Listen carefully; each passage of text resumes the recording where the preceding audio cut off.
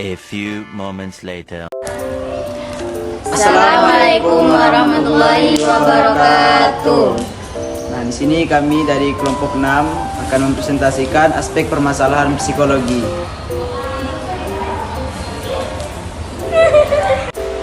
Ya, di sini saya akan menjelaskan tentang moral atau keagamaan. Definisinya, moral nilai yang membedakan antara yang benar dalam perilaku manusia. Sedangkan keagamaan, keyakinan berasal dari agama. Keagamaan mengatur hubungan manusia dengan Tuhan, serta interaksi antar sesama manusia berdasarkan ajaran agama. Tokohnya yaitu Adi Ginanjar Agustian, adalah seorang motivator, penulis, dan pengusaha Indonesia. Dikenal karyanya dalam pengembangan diri dan kepemimpinan, serta penerapan nilai spiritual dalam kehidupan. Indikatornya yaitu integritas, kepedulian sosial, ketaatan beragama, empati, dan keberanian moral.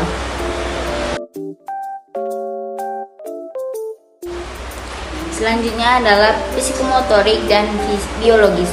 Definisinya ialah perkembangan fisik adalah perubahan yang terjadi pada tubuh dalam periode waktu tertentu yang mencakup pertumbuhan, perkembangan, dan perubahan struktur fisik, fungsi, dan kemampuan tubuh. Tokohnya yaitu teori Arnold Wiesel mengenai perkembangan fisik.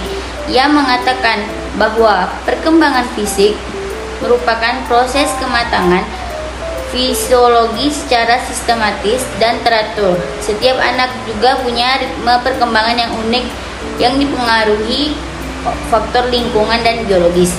Indikatornya yaitu ukuran berat badan, perkembangan motorik, perkembangan kognitif, perkembangan emosional, dan sosial, perkembangan persepsi, perkembangan kesehatan, dan kesejahteraan.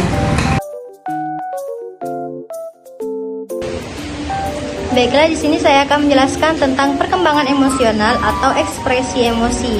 Di sini saya mengambil satu tokoh yaitu Daniel Goleman yang menyatakan bahwa emosi merujuk pada suatu perasaan atau pikiran khasnya, yang dimana suatu keadaan biologis dan psikologis serangkai kecenderungan untuk bertindak. Adapun definisi dari Daniel Goleman ini yaitu di mana perkembangan emosional ini proses yang dimulai dari sejak bayi hingga dewasa, di mana seseorang belajar untuk memahami dan mengelola emosinya, sementara ekspresi emosi tersebut itu adalah kemampuan seseorang untuk menyampaikan emosinya melalui perilaku verbal dan nonverbal.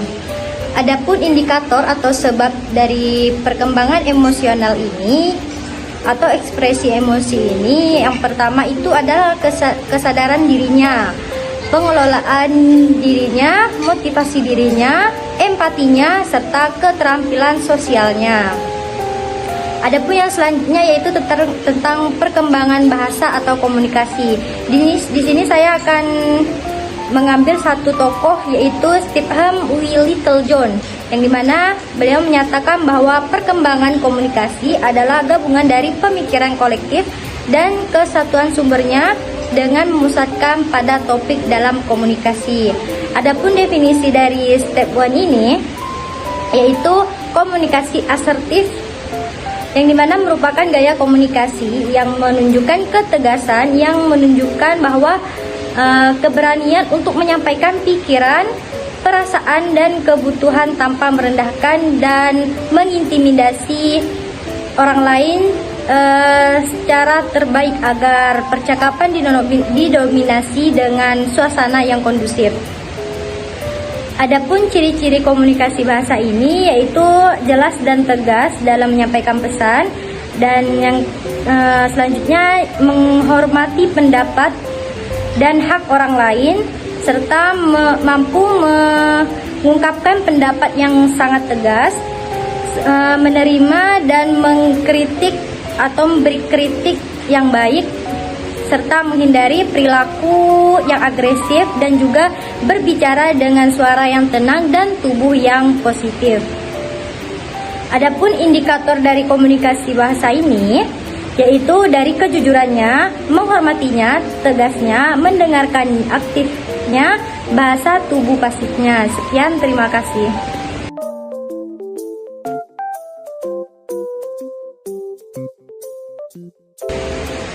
Baik, saya akan menjelaskan perkembangan konektif. Yang pertama, definisi merupakan perubahan kemampuan berpikir sepanjang hidup yang mencakup pemahaman, pengelolaan informasi, dan pemecahan masalah. Tokoh yang kami ambil, Jean Piaget, yang menyatakan bahwa perkembangan ini memberikan kerangka dasar memahami anak-anak belajar dan berpikir. Indikatornya ada 6: penggunaan bahasa, pemecahan masalah dan konsep, penggunaan logika dan imajinasi, penggunaan perencanaan dan refleksi, penggunaan evaluasi dan kreativitas, penggunaan adaptasi. Yang kedua ada perkembangan moral. Definisinya, perkembangan moral adalah proses bertahap di mana individu belajar membedakan benar dan salah, menginternalisasi nilai-nilai moral dan bertindak sesuai prinsip etika. Tokoh yang kami ambil, Colbert berfokus pada bagaimana individu secara bertahap beralih dari kepatuhan pada otoritas eksternal menuju penerapan nilai dan prinsip etika yang mendalam dan universal. Indikator yang ada 6 indikator tingkat praprofesional usia anak-anak. Yang pertama, orientasi hukum dan kepatuhan. Yang kedua, orientasi kepentingan pribadi tingkat konvensional remaja hingga dewasa. Yang ketiga, orientasi kesepakatan sosial. Yang keempat, orientasi hukum dan ketertiban tingkat pasca konvensional dewasa. Yang kelima, orientasi kontrak sosial.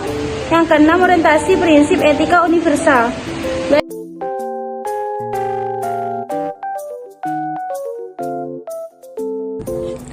Baik, selanjutnya perkembangan sosial. Nah, perkembangan sosial ini merupakan suatu capaian kematangan dalam hubungan sosial. Nah, perkembangan sosial pada anak khususnya sangat dipengaruhi oleh proses perlakuan atau bimbingan orang yang lebih tua terhadap anak tersebut dalam berbagai aspek kehidupan sosial maupun norma-norma kehidupan di dalam bermasyarakat, serta mendorong dan memberikan contoh kepada anak tersebut bagaimana mereka atau anak menerapkan norma-norma ini di dalam kehidupan sehari-hari. Nah, jadi dapat juga diartikan sebagai norma tersebut, yaitu sebagai suatu proses anak belajar untuk menyesuaikan diri terhadap norma-norma kelompok maupun moral dan tradisi, meleburkan diri dari suatu kesatuan dan saling berkomunikasi dan bekerja sama. Nah, selanjutnya menurut Erikson, perkembangan sosial ini adalah suatu proses yang mana individu atau anak berkembang secara psikologis dan sosial sepanjang hidup mereka melalui beberapa interaksi dengan lingkungan dan orang lain sekitarnya. Adapun indikator dari perkembangan sosial ini ada 10 poin. Yang pertama, meningkatkan keterampilan sosial. Terus yang kedua, meningkatkan empati. Yang ketiga, meningkatkan pemecahan suatu masalah. Yang keempat, meningkatkan keterampilan registrasi diri. Selanjutnya, meningkatkan keterampilan moral. Selanjutnya, meningkatkan keterampilan kognitif. Selanjutnya, meningkatkan keterampilan akademik. Terus yang ke-8, meningkatkan keterampilan pekerjaan. Yang ke-9, meningkatkan keterampilan kepemimpinan. Dan yang terakhir, meningkatkan keterampilan ketertiban sosial. Sekian pemaparan presentasi dari kami. Kami pamit undur diri, mohon maaf segala kekurangan dan kesalahan. Hidup kesepian tanpa kasih. Sekian, terima kasih. Assalamualaikum warahmatullahi wabarakatuh.